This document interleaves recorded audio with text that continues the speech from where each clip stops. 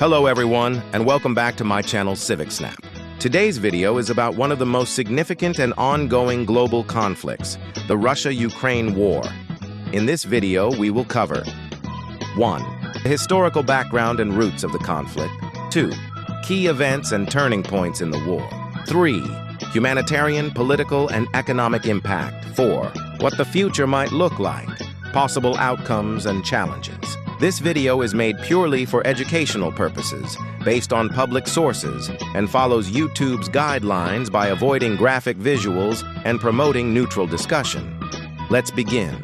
The roots of this conflict go back many years, but the major turning point came in 2014, when Russia took control of the Crimean Peninsula and fighting began in eastern Ukraine. Then, on February 24, 2022, Russia launched what it called a special military operation, which became a full-scale war.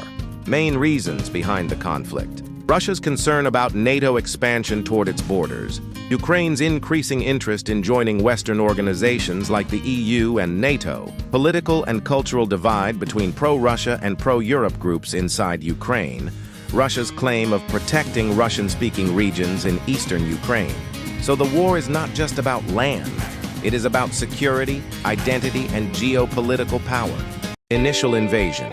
In early 2022, Russia attacked from multiple directions, north, east, and south, targeting major cities including Kyiv, Kharkiv, and Mariupol. However, Ukraine put up stronger resistance than expected, supported by Western intelligence, weapons, and economic aid. Battles in Donbass. The eastern region called Donbass became the main battlefield, where Russian-backed separatists had already been active since 2014. The war slowly turned into a long, intense, and costly conflict with trenches, drones, missiles, and artillery. Current situation. Instead of quick victory, the war has become a long-term struggle with heavy losses on both sides. It is affecting not only the battlefield, but also global politics, fuel markets, food supply, and international relations. Humanitarian crisis.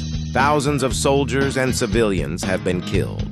Millions of people have been displaced from their homes. Infrastructure such as schools, hospitals, and power stations has been destroyed.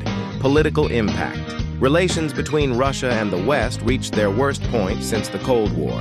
Western nations imposed heavy sanctions on Russia. Ukraine gained international support, but also became dependent on aid and weapons' economic and environmental effects. Ukraine's economy has dropped sharply.